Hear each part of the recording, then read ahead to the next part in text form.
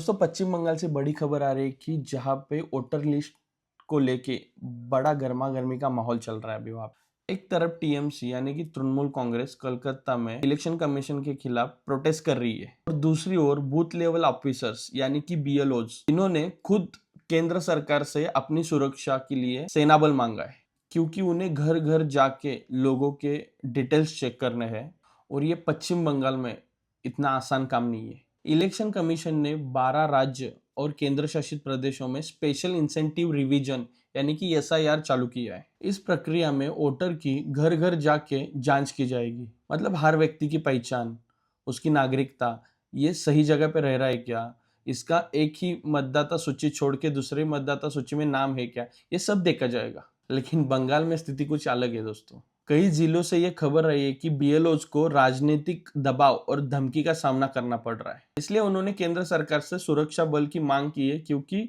जांच निष्पक्ष हो। ध्यान देने वाली बात है कि बाकी के 11 राज्यों में ऐसा कोई डर का माहौल नहीं है, सिर्फ पश्चिम बंगाल में ही बीएलओज ने इसकी मांग की है, यानी कुछ तो गड़बड़ है पश्चिम बंगाल में। अब सवाल यही उठता है, आखिर ये डर क्यों है?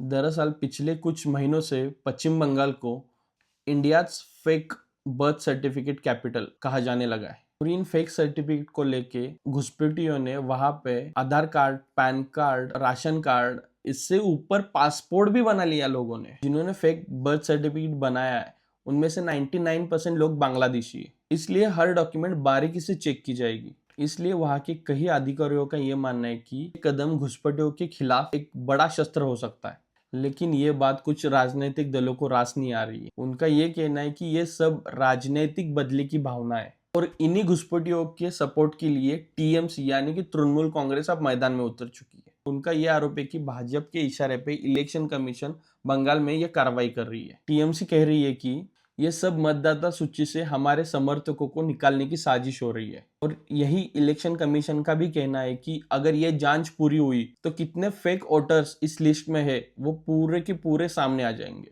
इसलिए बीएलओज को ऑन ग्राउंड काम करने में तकलीफ हो रही है और ये सब मिलकर एक तस्वीर बहुत चिंताजनक हो रही है। एक तरफ फर्जी दस्तावेज का नेटवर्क और दूसरी ओर राजनैतिक विरोध और आंदोलन, और इस दोनों के बीच में फंस रहे सरकारी अधिकारी जो सिर्फ अपना काम करना चाहते हैं।